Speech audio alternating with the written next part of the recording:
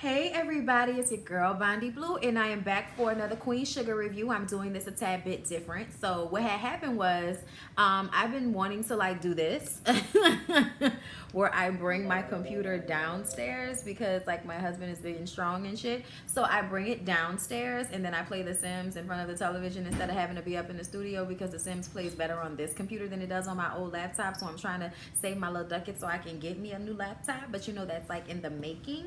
So here we are today on my iPad and we're recording for Queen Sugar. So I hope that this goes well because I've never recorded to YouTube this way before. I've always just done lives this way. So let's go ahead and get into Queen Sugar.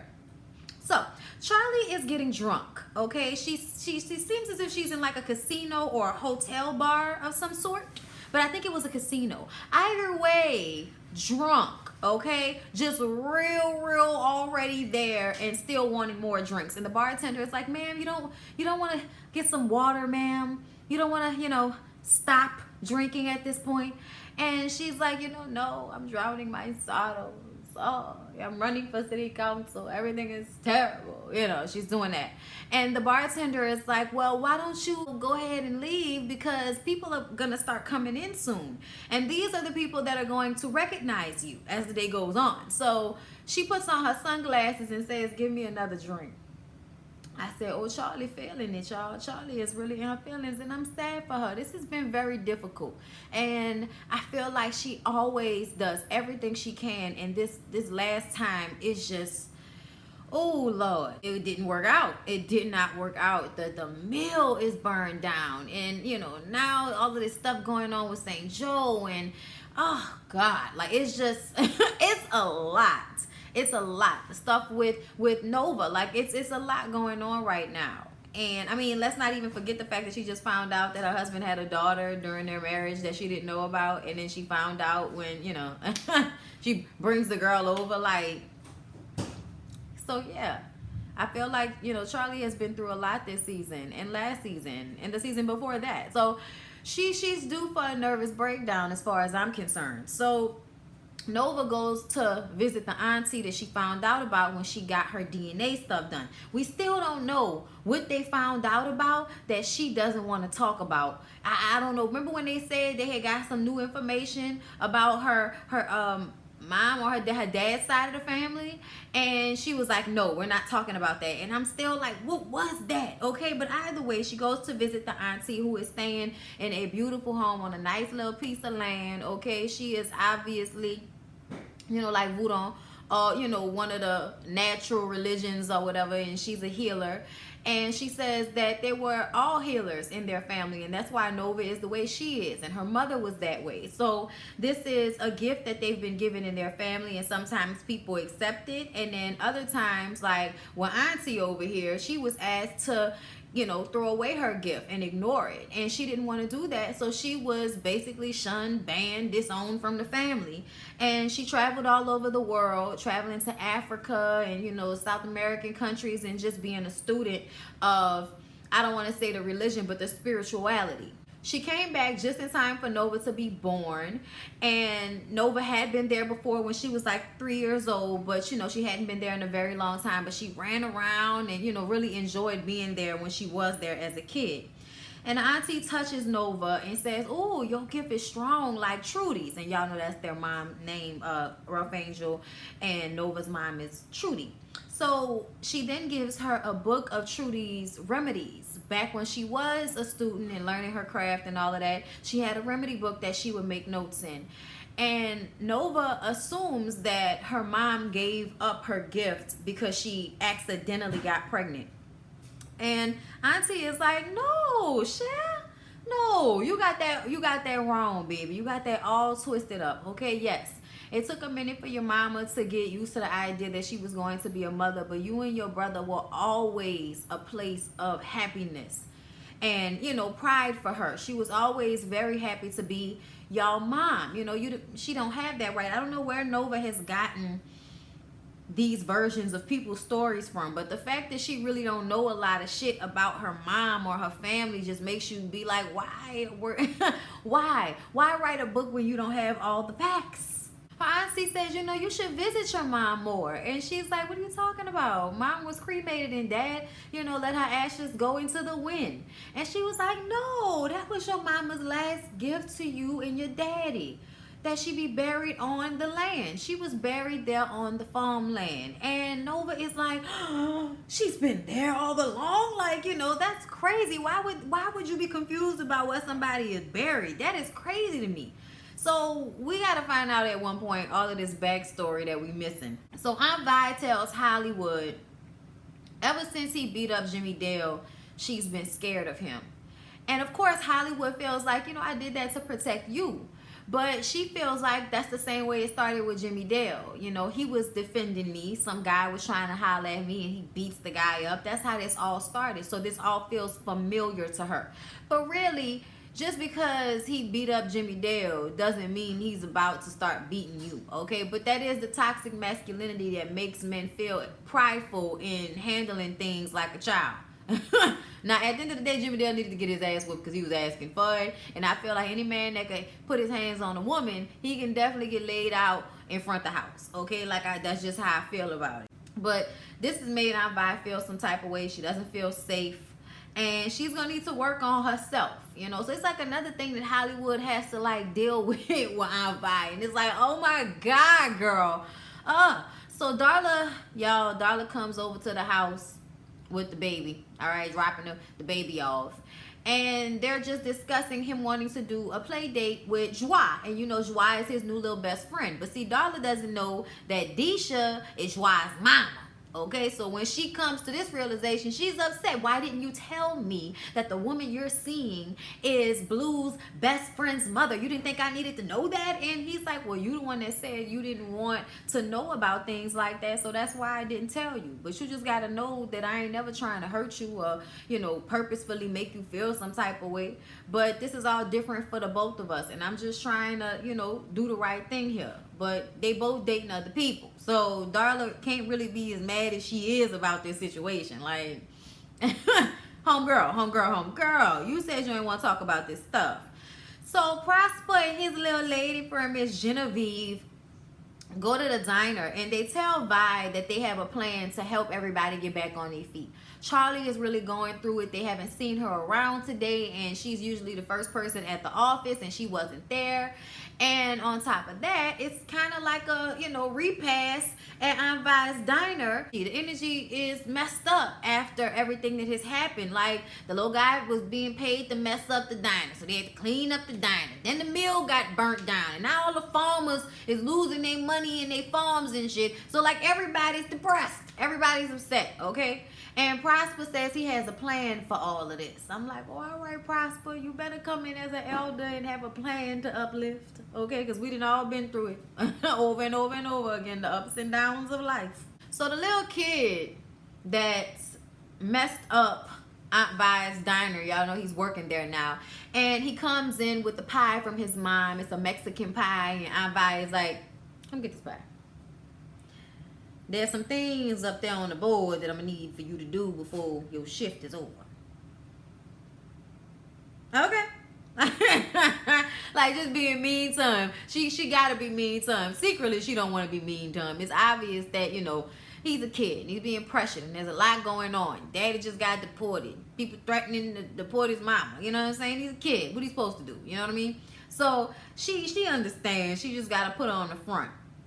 So Micah's girlfriend, Kiki, do you love me, comes over trying to have teenage premarital sex when she realizes that Charlie isn't at the house. And they go into Micah's room and they start getting into it, and then she stops so she can ask him, is he sure he hasn't had relations with anybody else from St. Joe? And he's like, yeah, I'm sure. I met you as soon as I got here, and it's been on and popping with us ever since.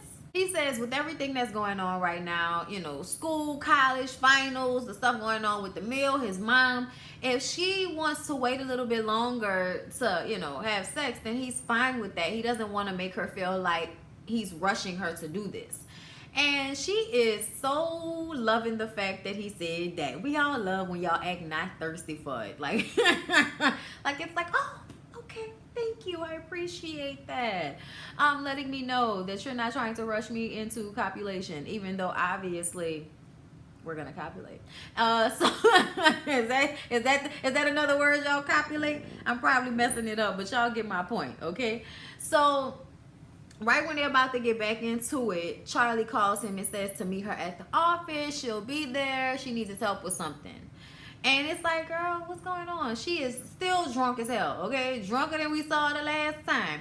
And Michael picks up on it and he's like, are you okay, Mom? And she's like, yeah, I'm all right. And he notices that something is wrong. So it doesn't matter what she said. He knows something ain't right, okay? So Hollywood checks in on Ralph Angel, see how he doing. But Ralph has a lot going on. You know what I'm saying? He lost his workers because he lost his reentry program. Now he can't pay everybody. Now he can't get all of his soybean out in time. So Hollywood comes to see how he's doing and offer, come over, play cards with me and my homeboys tonight. And he like, man, look, I got a lot going on. You know what I'm saying? I wish I could chill, but I got to get this here done. So they zap off, and you could tell Hollywood wanted to say something to make him feel better, but he couldn't really think of anything to say. So he goes and he plays cards with his homeboys that night. And they are just giggling and kikiing about how Jimmy Dale got his ass thrown into the grass by Hollywood, but if it was them, he would have been dead somewhere. And Hollywood is like, really, son? You don't think the situation is a little bit more complicated than that? And the dude was like, no, man, if that was me, I'd whip his ass. And da-da-da-da-da-da. And it's like, yeah, whatever, nigga. I'm sure. So because Michael was worried about Charlie, he goes to the diner and tells Aunt Vi and Prosper that he's worried about her. She didn't show up at the office today. He didn't see her this morning. He's worried. So you know what he does? Calls Nova. All right, calls Nova, and Nova finds Charlie sitting at the bar, drunk as a skunk, laid out, time to go, but still drinking. And she's like, come on, I know you upset with me, but we gotta go. It's more important for you to be safe than your anger at me. And she says, more and more every day I realize why you're upset with me, but we gotta go. And at first she was trying to fight her, but she drunk as hell, and Nova stronged on her. She was like, girl, come on now, don't make me drag you out of here. Okay, so they just get the stuff, and then she takes her home, takes her out of those clothes, put her in some pajamas, put her in the bed, and she puts her hand on her hands, and she's like, I'm gonna be in the guest room if you need me. And she moves her hands from under Nova's. And when Nova is walking out, she says, why did you say those things? And she comes back and she says, I didn't say them to hurt you. I didn't know that I was hurting you. I thought I was doing something good for all of us. And I'm realizing more and more that that's a mistake. And it was a mistake. And I shouldn't have said those things. And I'm so sorry. And I love you, Charlie. And she says all this to Charlie. And Charlie starts to cry. And she starts to cry. And then we started to cry. And then Nova gets in the bed with her, and as soon as she got in the bed and laid her head on hers and, wrapped her arms around her, she just broke down. And it's crazy that Nova was the one to come and get her, because I feel like whenever Charlie has gone through something and she's been in this state of disrepair, like nobody can help, Nova comes out of nowhere and just puts her hands on Charlie, and Charlie is able to then get herself together. This is not the first time that Nova has been to the rescue for her, and I just such a beautiful moment. I was just all in my feelings. I was crying, y'all. I was crying hard too. When Charlie wakes up that morning, she goes downstairs and there's coffee made and a paper folded with an article on top, and she sees, the article's title says, why my sister is so great for St. Joe or something like that, and she reads the article, and Nova is basically apologizing to Charlie and saying that she was wrong for saying the things that she said, and she didn't realize it at the time, but her sister is one of the strongest women she's ever encountered, and she is what everybody aspires to be: brave and compassionate and strong and smart, and she's a leader. She leads people, and y'all, this is very true. Like, the character they have created for Charlie is so the shit. I don't know how else to explain it, but she's so the shit, y'all. Like, she's smart and she's suave and she's quick on her feet and she's playing chess, she's not playing checkers, and she has self-respect, and just all of these different things that I love about Charlie as a character. And yes, those things come with type A personality negatives, but right now we're focusing on the positive, okay? And she also writes how her sister will put St. Joe first. She won't put herself first. She'll work hard for the farmers, for St. Joe. She will put everybody else's needs ahead of her own. And Charlie has already done that, which is why she's, drunk as a skunk, because her well done ran dry. Okay? Like, I ain't got no more to give. She had to replenish. All right? So I just thought that was such a full circle moment for everything that's happened. And they still gonna have to talk and iron some things out, but I'm glad we're back here, So Darla goes to see her boyfriend's band rehearsal, right? She goes there, brings some beignets, trying to be all sweet and nice, and he's walking over all cautious like, oh shit. And apparently he's been ghosting her like a teenager. She didn't appreciate that. He says that he wasn't ghosting her, but it's like, son, you were ghosting her. And she thinks that now that he's read Nova's book, he can't be with her because of what he read she's done. And he's like, that's not it. That's not why. He said his problem is that if somebody would have wrote the things he's done in his past that he was ashamed of and put it in a book and it went national, like international, how it has gone, he would feel some type of way. He would need help. He would need to talk to his sponsor. And he thinks that Darla is 2 minutes away from relapsing and she refuses to get help. And so to protect his own sobriety, he has to take a step back, and maybe in a week or two they can revisit this. He's not just throwing her away, but she got to get herself together because he can't allow her to mess up his situation. And that's understandable at the end of the day. They're not in a place in a relationship where he's supposed to be making sacrifices for her like that. You know what I mean? But that's also why they tell you not to get with another addict when you straight out of rehab and all of that. So y'all, Hollywood talks to Aunt Vi and explains to her that when he was talking to his homeboys, he realized that, they just really keep a lot of the jokes and the toxic masculinity going. And they never talk about anything real. The only time he talks about anything real is with Aunt Vi. And if men had places like the women have, then maybe they would have real conversations and know how to come at their women better. And I'm like, Hollywood is a starting something. He's a starting something, okay? So I'm here for that. Now Vi is like, that's a good idea. You know what I'm saying? Like bitch, you so cold-blooded. So Micah asked Ralph Angel for advice on Kiki because he really wants to be with her, but he has this fear that he's going to turn into his father. And Ralph Angel says, look, man, you ain't your daddy, all right? Go ahead and do what you want to do. Follow your gut. What's your gut telling you? He said, man, my gut telling me to be with her, like for real, be with her. He's like, then you should, man, follow that. So, Micah feeling all happy. Somebody done told him to go ahead and be with Kiki. So he runs off, and Ralph Angel gets a call from Darla. And Darla is sitting in the bed, y'all, tears running down her face, and she says she really like to talk to Blue. So Blue gets on the phone, and he's like, Mom, I've been calling you all day, and you haven't answered any of my phone calls. And she's like, I'm sorry, baby. I just been having a tough day. And she asked what he did today. How was his day? So he starts to explain how Disha and Joie brought a project to school and everybody was pretending they were astronauts and he got to walk on the moon like they practiced before, and he just really wishes that she was there. There were caramel cupcakes that Miss Disha and them made. So it's, it's a lot of Miss Disha, but he did make a point to say that he wishes his mom was there. So, y'all, at the same time as he's having this like happy, kid conversation with his mom is on the other side of the phone with a bottle in her face about the relapse in the hardest way possible. Like, this lady is sitting there like just struggling. And it's such good acting. Oh my God, Bianca Lawson. It is such good acting. Oh my God. Like, after she hung up off the phone with him, when she was holding that bottle in her hands and she sniffed it, I was like, oh, now I want to drink. Like, I was like, should I start drinking this early? Like, that was my instant feeling, y'all. Lord. Y'all. Bianca Lawson did an excellent job in this episode, and I just could not take it. Oh, my God. But, yeah, she put the drink down, but, whew, this close. See? You see? This close. It's still touching it so close, okay? But yeah, y'all, that was Queen Sugar. I hope y'all enjoyed. Please don't forget to like, comment, and subscribe to my channel. And I will see y'all in the next one.